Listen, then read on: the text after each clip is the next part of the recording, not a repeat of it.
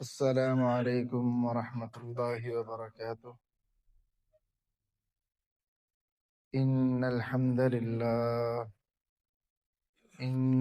لله نحمده ونستعينه ونستغفره ونعوذ بالله من شرور أنفسنا ومن سيئات أعمالنا. من يهده الله فلا مضل له ومن يضلل فلا هادي له. وأشهد أن لا إله إلا الله وحده لا شريك له وأشهد أن محمدا عبده ورسوله. اللهم صل على محمد وعلى آل محمد كما صليت على إبراهيم وعلى آل إبراهيم إنك حميد مجيد. اللهم بارك على محمد وعلى آل محمد كما باركت على إبراهيم وعلى آل إبراهيم إنك حميد مجيد.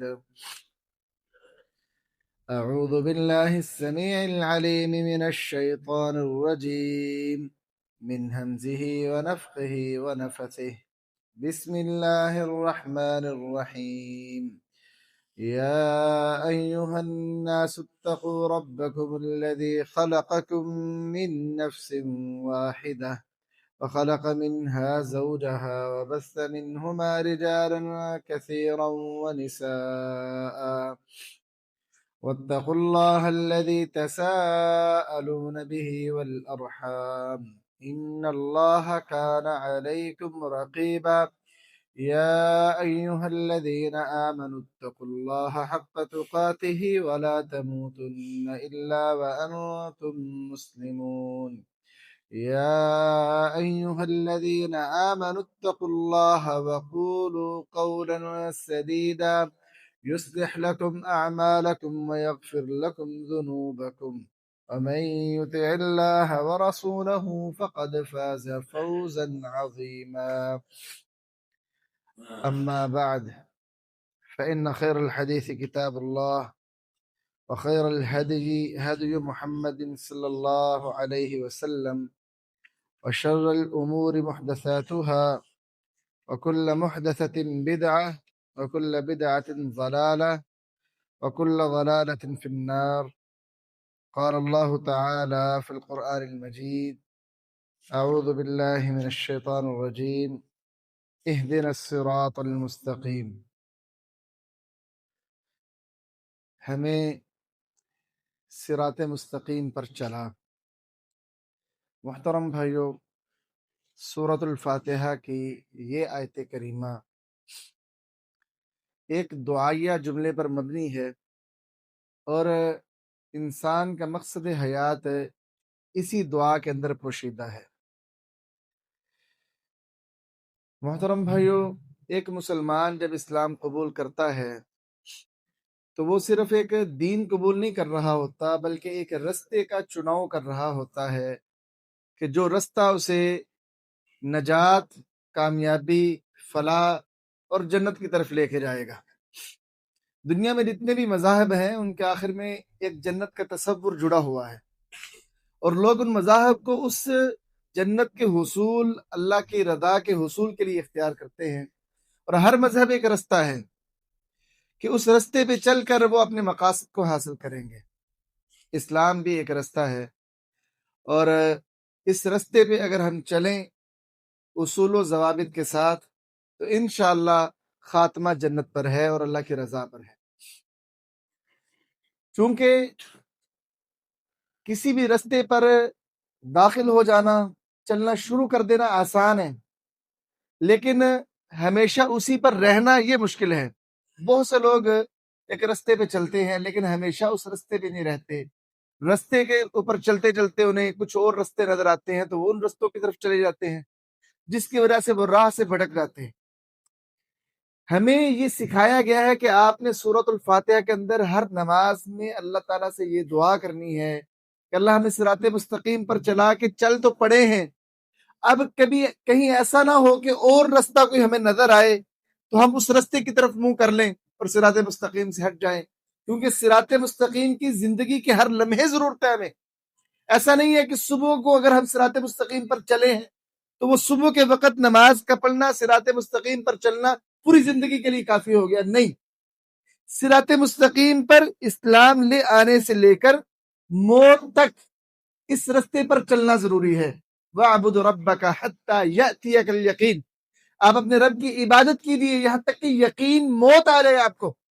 وَلَا تَمُوتُنَّ إِلَّا وَأَنْتُمْ مُسْلِمُونَ، تمہیں موت نہ آئے مگر اس حال میں کہ تم مسلمان ہو، فرما بردار ہو۔ تو اس لیے چونکہ ہمیں ہر لمحہ اس رستے کی ضرورت ہے، اس لیے اللہ نے ہمیں یہ دعا ایک بہت بڑا ہتھیار دیا ہے، تم ہر لمحہ ہر نماز میں اللہ تعالیٰ سے اس کی دعا کرتے رہیں تاکہ اللہ تعالیٰ کی مدد آپ کو حاصل رہے کہ اس مدد کے ساتھ آپ اس رستے پر چلتے رہیں۔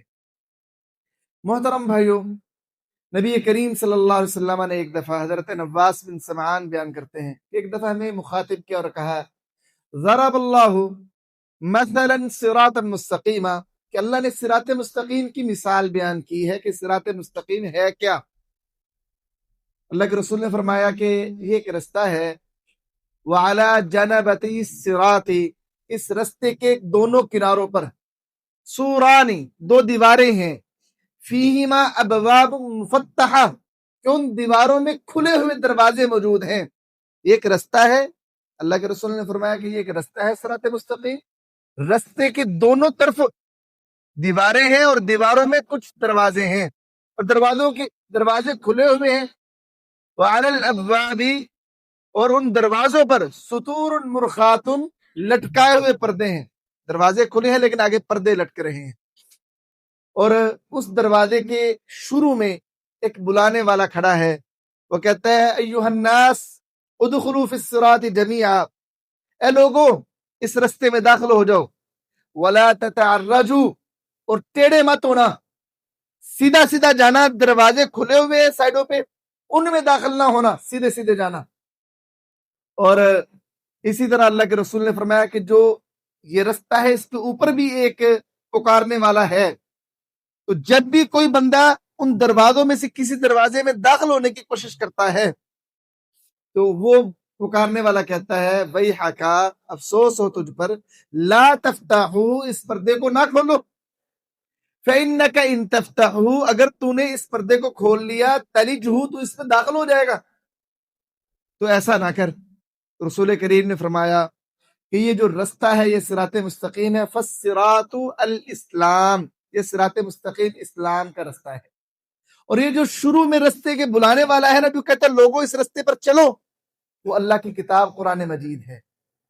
اور جو رستے کے دونوں طرف دیواریں ہیں نا دو، یہ اللہ کی حدود ہیں، کہ ان دیواروں سے باہر جاؤ گے تو اللہ کی حدود کو کراس کرو گے، تو یہ دو دیواریں اللہ کی حدود ہیں۔ وہ جو دروازے ہیں نا کھلے ہوئے، وہ اللہ کے حرام کردہ چیزیں ہیں کہ اللہ نے ان کے درمیان ایک رکاوٹ پردہ رکھ دی ہے، جب بندہ اس رکاوٹ کو سائڈ پہ کرتا ہے تو حرام کا ارتکاب کر بیٹھتا ہے۔ اور جو اوپر بیٹھے ہیں نا رستے کے اوپر، جو تمہیں جب بھی تم کسی گناہ کی طرف جاتے ہو، وہ دروازے میں داخل ہونے کے لیے جاتے ہو تو وہ روکتا ہے کہ نہ ایسا نہ کرو۔ وہ انسان کا نفس ہے جس کے اندر اللہ نے گناہ اور برائی کی تمیز رکھی ہے، نیکی کیا ہے گناہ کیا ہے، گناہ کے وقت وہ نفس انسان کو نصیحت کرتا ہے ایسا نہ کر، غلط طرف جا رہا ہے۔ تو یہ صراط مستقیم کی نبی کریم صلی اللہ علیہ وسلم نے مثال بیان کی ہے۔ اس کے اندر، مثال کے اندر جو قابل توجہ بات ہے وہ یہ ہے کہ گناہ کے جو رستہ ہے نا اس پر کوئی بڑی رکاوٹ نہیں ہوتی۔ فرمایا ابواب مفتحہ، جو اللہ کی حرام کرتا چیزیں ہیں نا، وہ دروازے اس کے کھلے ہوئے ہیں، اور اس دروازے جو کھلے ہوئے ہیں ان پر صرف پردے ہیں، ہلکی سی رکاوٹ ہے بس۔ وہ ایک جھجک ہوتی ہے انسانی نفس کے اندر، ضمیر میں ایک گناہ سے ایک بندہ نفرت کرتا ہے گناہ سے، بس وہ ایک جو ہلکی سی جھجک ہے نا وہ پردہ ہے۔ جیسے ہی وہ جھجک ختم ہو جاتی ہے نا بندے سے، گناہ کرنا بڑا آسان ہو جاتا ہے۔ رسول کریم نے بڑے واضح میں کہ وہ دروازے کھلے ہوئے ہیں، تو بند دروازے نہیں ہیں گناہوں کے، اللہ کے حرام کردہ چیزوں کے دروازے کھلے ہیں، ایک پردہ ہے آگے، اس پردے کو بس ہٹانا ہے اور تم گناہ کا ارتکاب کرنے لگ جاؤ گے۔ اس سے محترم بھائیو، گویا کہ صراط مستقیم پر چلتے ہوئے آپ کا ادھر ادھر جھانکنا اپنے آپ کو رستے سے بھٹکانا ہے۔ تو قیامت کے قریب جو فتنے آئیں گے نا، ان کے بارے میں آتا ہے کہ وہ فتنے اس قدر سخت ہوں گے کہ جو جھانکے گا نا ان کی طرف، وہ ان فتنوں کے اندر واقع ہو جائے گا، دیکھنے سے بھی ان کے اندر واقع ہو جائے گا۔ یعنی ایسے شدت والے فتنے ہوتے ہیں، جیسا کہ موبائل ہے، بندے کو ود ان 1 منٹ بندے کو صراط مستقیم سے ہٹا دیتا ہے یہ موبائل، 1 منٹ کے اندر بندہ صراط مستقیم سے ہٹ جاتا ہے۔ تو اس لیے محترم بھائیو، یہ صراط مستقیم سیدھا چلتے رہنے کا نام ہے، اور چلنا کیسے ہے؟ اللہ اور اس کے رسول کے بتائے ہوئے طریقے کے مطابق۔ جب تک آپ سیدھے چلتے رہو گے، آپ صراط مستقیم پر رہو گے، کہ جس کا اختتام جنت پر ہے۔ حضرت جابر کہتے ہیں، ایک دن ہم بیٹھے ہوئے تھے تو اللہ کے رسول صلی اللہ علیہ وسلم نے ایک لکیر کھینچی، وَخَطَّ خَطَّيْنِ عَنْ يَمِينِهِ، اس لکیر کے دائیں طرف بھی 2 لکیریں کھینچی، وَخَطَّ خَطَّيْنِ عَنْ يَسَارِهِ، اس کی بائیں طرف بھی 2 لکیریں کھینچی، اور پھر اپنا ہاتھ درمیانی لکیر پر رکھ دیا اور کہا هَذَا سَبِيلُ اللَّهِ، یہ اللہ کا رستہ ہے۔ پھر آپ نے یہ آیت پڑھی، وَأَنَّ هَذَا صِرَاطِي مُسْتَقِيمًا فَاتَّبِعُوهُ، بے شک یہ صراط مستقیم ہے، سیدھا رستہ۔ اس سیدھے رستے سے کئی اور رستے بھی نکل رہے ہیں، لیکن تم نے ان نکلنے والے رستوں میں نہیں جانا۔ جیسے آپ کسی بزرگ آدمی سے پوچھے نا کہ میں فلاں علاقے میں جانا چاہتا ہوں، مجھے ذرا ایڈریس بتا دو۔ جوان ویسے نہیں ایڈریس بتاتے، جو بزرگ ہوگا نا وہ کہے گا ذرا کاپی پینسل لے کے آ، وہ نقشہ بنائے گا، وہ اس سے ایسے جانا ہے، تو نے یہاں سے یہ گلی بھی نکل رہی ہے، یہ بھی تو نے نہ ادھر جانا نہ ادھر جانا ہے، سیدھا جانا ہے۔ رسول کریم نے بھی اس طرح مثال دے کے سمجھایا، ایک لائن کھینچی، دائیں طرف بھی 2 لائنیں، بائیں طرف بھی 2 لائنیں، کہا کہ اس رستے سے کئی اور رستے بھی نکل رہے ہیں، لیکن نہ تو نے دائیں طرف جانا ہے نہ بائیں طرف جانا ہے، مستقیم سیدھا رہتے ہوئے تو نے چلنا ہے، اور یہ صراط مستقیم ہے۔ محترم بھائیو، صراط مستقیم کے حوالے سے ایک بات یہ جان لیں کہ یہ جو حدیث اس سے پہلے میں نے آپ کو بیان کی تھی کہ اللہ کے رسول نے فرمایا کہ صراط مستقیم پر ایک بیٹھا ہوا ہے اوپر، جو تمہیں روکتا ہے کہ اللہ کے حرام کردہ چیزوں میں نہ جو، وہ تمہارا ضمیر ہے۔ یہ جو ضمیر ہے نا، یہ حدیث اس بات پر دلالت کرتی ہے کہ صراط مستقیم انسانی فطرت میں شامل ہے، تبھی تو وہ ضمیر، جب بندہ صراط مستقیم سے ہٹنے لگتا ہے تو ضمیر روکتا ہے۔ رسول کریم کا فرمانا، کل مولود یولد علی الفطرہ، ہر بچہ فطرت پر پیدا ہوتا ہے، فَأَبَوَاهُ يُهَوِّدَانِهِ أَوْ يُمَجِّسَانِهِ أَوْ يُنَصِّرَانِهِ، بس اس کے والدین اس کو یہودی بنا دیتے ہیں، عیسائی بنا دیتے ہیں، اور نصرانی بنا دیتے ہیں، اب آگ کا پجاری بنا دیتے ہیں، مجوسی بنا دیتے ہیں۔ یہ جو فطرت ہے نا، یہی صراط مستقیم ہے، اس پر انسان پیدا ہوتا ہے نا، یہ فطرت ہی صراط مستقیم ہے، اور یہی فطرت ساری زندگی انسان کے ساتھ رہتی ہے، جب تک کہ انسان خود اس فطرت کا گلا گھونٹ نہ دے۔ جب بھی آپ گناہ کرنے لگو گے نا، گناہ کے لیے لازمی نہیں کہ آپ کے پاس قرآن کی آیت ہو، رسول اللہ کا فرمان ہو، تبھی گناہ کی پہچان ہوگی۔ ایک فطرت انسان کی ضمیر دل میں اللہ نے رکھ دی ہے ایسی، کہ جس کے نتیجے میں بندے کا ضمیر انسان کو کہتا ہے نہیں یہ غلط ہے، کیونکہ ہماری پیدائش صراط مستقیم پر ہوگی، یہ ہماری گٹھی میں ہے صراط مستقیم۔ فطرت اللہ التي فطر الناس علیہا لا تبدیل لخلق اللہ ذلک الدین القیم، یہ اللہ کی فطرت ہے جس پر اس نے لوگوں کو پیدا کیا ہے، اور اللہ کی پیدا کرنے میں کوئی تبدیلی نہیں ہے۔ اللہ نے سبھی انسانوں کو اس اسلام صراط مستقیم پر پیدا کیا، اور انسان کے دل میں یہ بات موجود ہوتی ہے۔ محترم بھائیو، یہ جو صراط مستقیم ہے، اس حوالے سے چند باتیں وہ ذہن میں رکھیں۔ سب سے پہلی بات کہ صراط مستقیم پر انسان اپنی قوت، طاقت، ارادے کے ساتھ چل نہیں سکتا، یعنی یہ چیزیں اس پر چلنے کے لیے ناکافی ہیں۔ اس رستے پر چلنے کے لیے سب سے بڑی چیز ہے اللہ کی مدد۔ جب تک اللہ نہ چاہے کوئی بندہ اس رستے پہ نہیں چل سکتا۔ انک لا تہدی من احببت ولکن اللہ یہدی من یشاء، اے نبی آپ بھی کسی کو ہدایت نہیں دے سکتے اس رستے کی، ہاں اللہ جسے چاہے وہ ہدایت دیتا ہے۔ قل اللہ المشرق والمغرب یہدی من یشاء الی صراط مستقیم، کہہ دیجیے اللہ ہی کے لیے مشرق ہے اور مغرب ہے، وہ ہدایت دیتا ہے جسے چاہے اس صراط مستقیم کی طرف۔ تو یہ اللہ تعالیٰ سے کثرت کے ساتھ یہ رستہ مانگنا چاہیے کیونکہ جب تک اللہ نہیں نہ چاہے گا کہ ہم صراط مستقیم پر چلیں ہم نہیں چل سکتے. من یشاء اللہ یضلل، اللہ جسے چاہتا ہے گمراہی میں رکھتا ہے، ومن یشاء یجعلہ الی صراط مستقیم، اور جسے چاہتا ہے صراط مستقیم پر لگا دیتا ہے. یہ اللہ کا اختیار ہے. اس وجہ سے ہمیں سکھایا گیا کہ جب صراط مستقیم پر چلانا یہ اللہ کا اختیار ہے تو ہمیں یہ سکھایا گیا کہ اللہ سے یہ چیز مانگو ہر نماز میں کہ اللہ ہمیں صراط مستقیم پر چلا.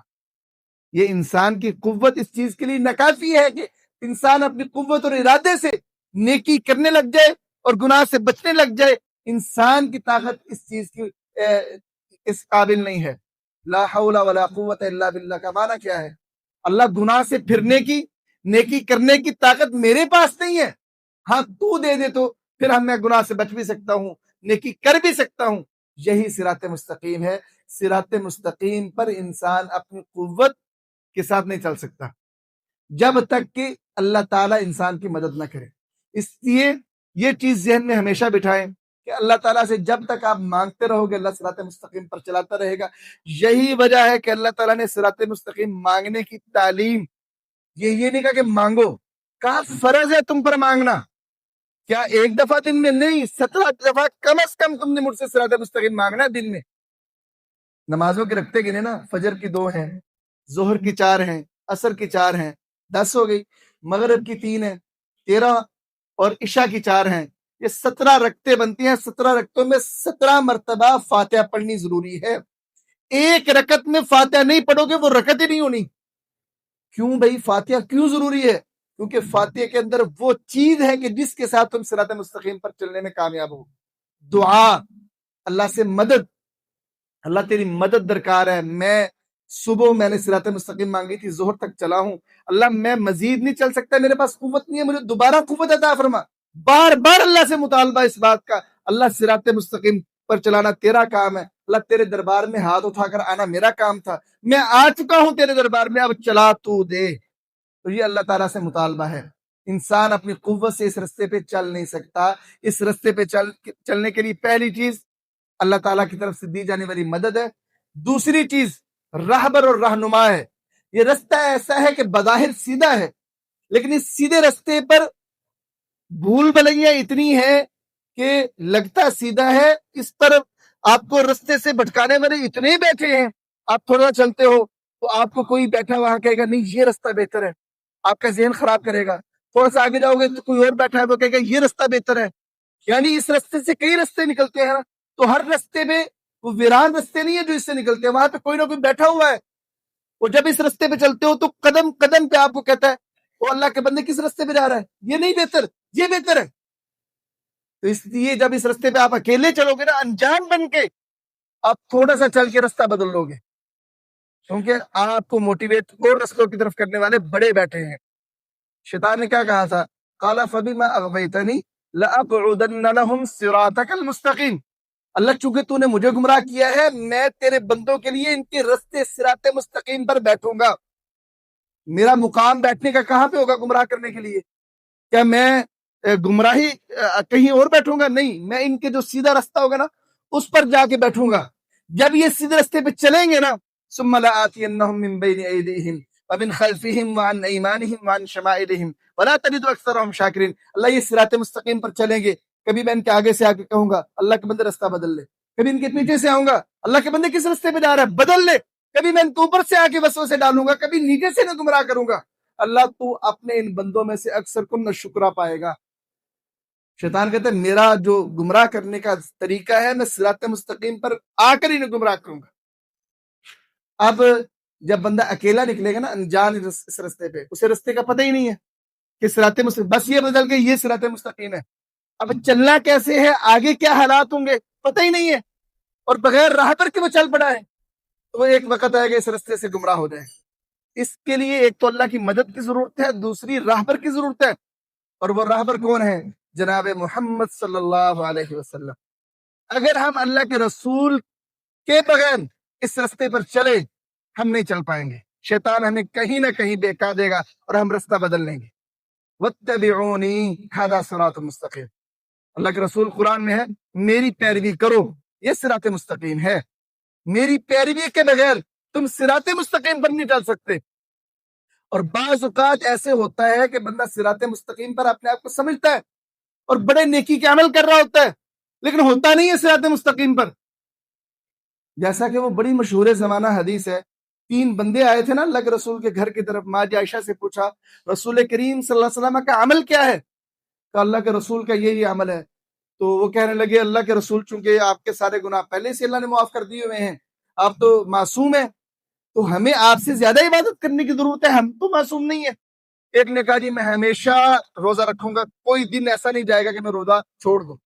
ایک نے کہا میری کوئی رات ایسی نہیں گزرے گی کہ میں سو جاؤں اور قیام نہ کروں، میں سر راتیں بیدار ہو کے قیام کے حالت میں گزاروں گا۔ ایک نے کہا میں شادی نہیں کروں گا اس وجہ سے کہ میری عبادت میں خلل پڑے گا، میں کبھی شادی نہیں کروں گا، عبادت میں مشغول رہوں گا۔ اب یہ 3 بندے اپنے آپ کو صراط مستقیم پر سمجھ رہے ہیں اور بغیر راہبر کے ہیں اور اپنے آپ کو عبادت میں آگے بڑھا رہے ہیں۔ رسول کریم صلی اللہ علیہ وسلم نے فرمایا کہ تم نے ایسا سے کہا ہے؟ جی کہا ہے۔ تو رسول کریم نے فرمایا میں روزہ رکھتا بھی ہوں، چھوڑتا بھی ہوں، میں نے شادیاں بھی کی ہیں، رات کو میں قیام بھی کرتا ہوں، سوتا بھی ہوں۔ آخری جملہ بڑا قابل فکر ہے، فمن رغب عن سنتی فلیس منی، جس نے میرے طریقے سے بے رغبتی اختیار کی وہ مجھ میں سے نہیں ہے۔ کیا مطلب؟ وہ صراط مستقیم پر نہیں ہے۔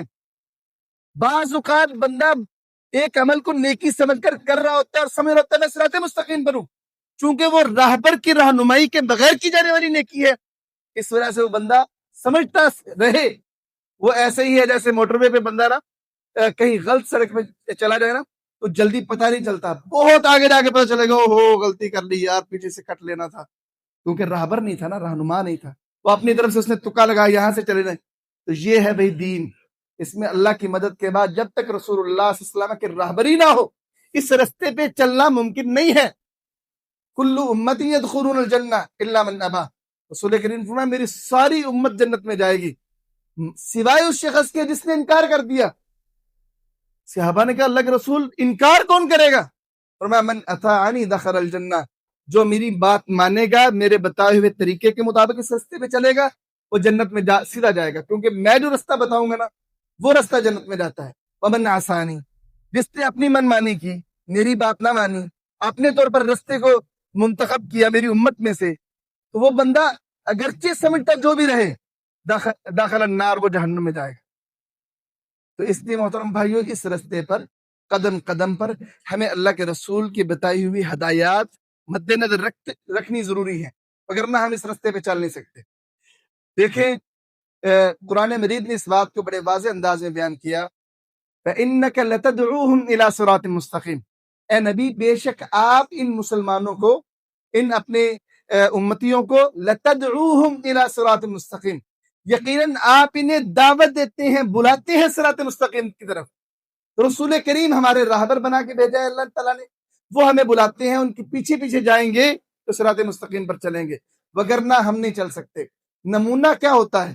امیر نمونہ، اگر اس کی پیروی نہ کرو گے تو آپ غلط کر بیٹھو گے۔ لقد کان لکم فی رسول اللہ اسوۃ حسنہ، تحقیق تمہارے لیے اللہ کے رسول کے طریقے میں بہترین نمونہ ہے، اسوۃ حسنہ بہترین نمونہ ہے۔